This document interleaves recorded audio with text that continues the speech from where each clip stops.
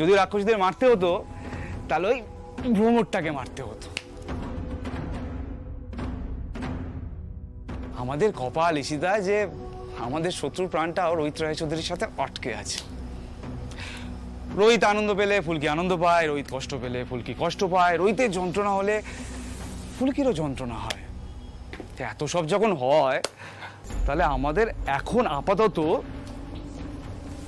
এইটাই অস্ত্র, বুঝলে? কি করব বলো তো? মিডিয়াকে কি আজকে আসতে বলবো?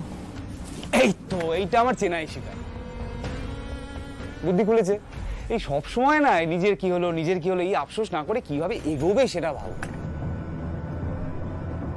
এই রোহিত রায়চৌধুরীর যন্ত্রণাটা আরো বাড়াতে হবে, বুঝতে পেরেছো ঈশিতা? এই দায়িত্বটা তাহলে আমি তোমায় দিলাম।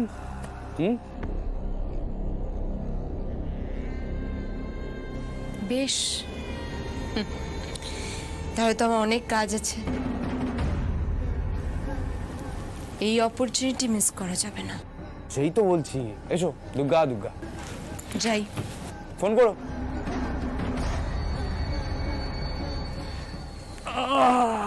আরে বাবা রে, কি মজা কি মজা কি মজা। আর আপনারা যে পরিস্থিতির কথা বলছেন, সেই সময় যখন মানুষজন ত্রাণ পাচ্ছিল না, তখন আপনারা কোথায় ছিলেন? বলুন কোথায় ছিলেন, উত্তর দিন। আর আজ এই রাত্রে বাড়ি এসে হামলা করছেন। স্যারের শরীর খারাপ, তা সত্ত্বেও স্যারকে এইভাবে প্রশ্ন করে কষ্ট দেওয়াটা উচিত? ধানু দিদি, তুমি তো উকিল, তুমি বলো এই অপরাধের কোনো শাস্তি নেই? ব্যক্তিগত জায়গায় নাক গলানো অপরাধ নয়? নিশ্চয়ই অপরাধ, এনক্রোচমেন্ট অফ প্রাইভেসি।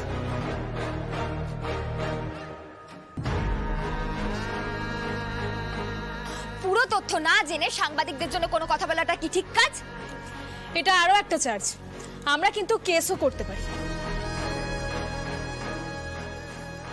এখনো আপনারা এখানেই দাঁড়িয়ে থাকবেন? ঠিক আছে, আজ আমরা চলে যাচ্ছি, আমরা আবার আসবো। শালিনী মিত্র তো একজন নামকরা বক্সার, জনগণ ওনার নিখোঁজ হওয়ার বিষয়ে জানতে আগ্রহী। চলো।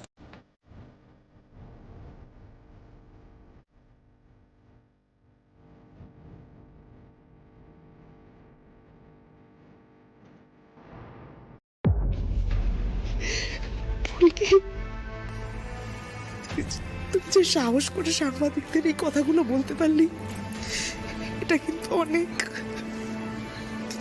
ছেলেটার তো এমনি মাথার ঠিক নেই, দেখ তার মধ্যে এইসব অত্যাচার।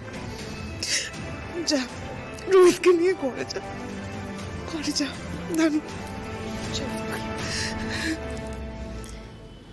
এক মিনিট,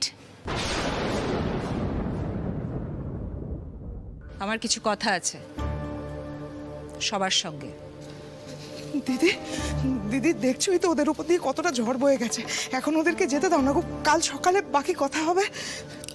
কাল সকালে হয়তো আবার নতুন কোনো ঝামেলা এসে পড়বে, তাই যা কথাবার্তা বলার এখনই বলে নেওয়া ভালো, তাই না মেজো বউ?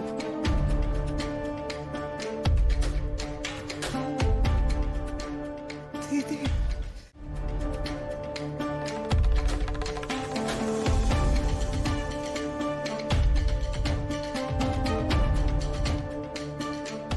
কাবেরী, বড় বৌদিকে থামাও না।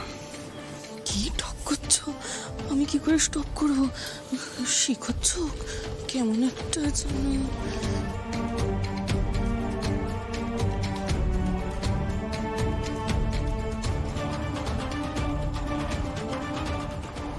ও ভাবে কি দেখছো জেঠিমণি?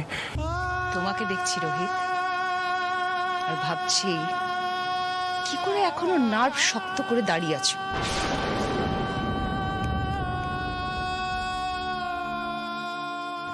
হ্যাঁ রে ধানু। জেঠিমণি, তুই তখন ওই সাংবাদিকদের সামনে ফুলকির প্রশ্নের উত্তরে একটা খটোমটো ইংরেজিতে আইনি ভাষায় কি বললি যেন? কি একটা এনক্রোচমেন্ট না কোনটার কি কথা বলছো তুমি জেঠিমণি? এই তো এনক্রোচমেন্ট অফ প্রাইভেসি তো? হ্যাঁ হ্যাঁ।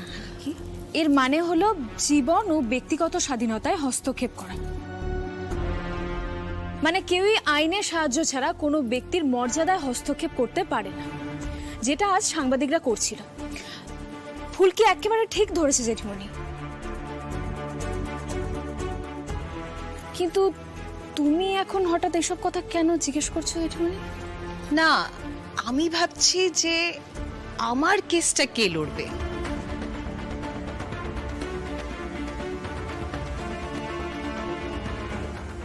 মেজ বউ,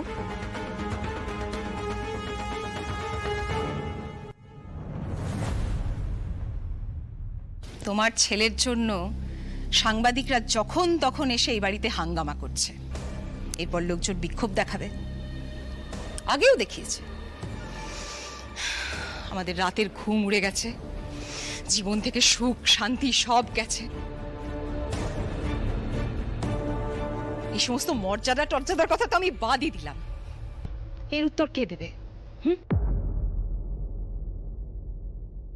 কোন আদালত হৈমন্তী রায়চৌধুরীর জীবনের এই কেসটার সঠিক বিচার করবে জানতে চাই আমি।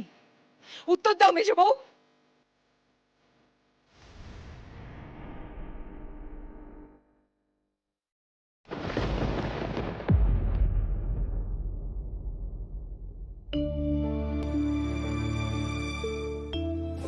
বদ্দি, বদ্দি তুমি কুল হও না, কুল হও, হ্যাঁ একটু কুল হও।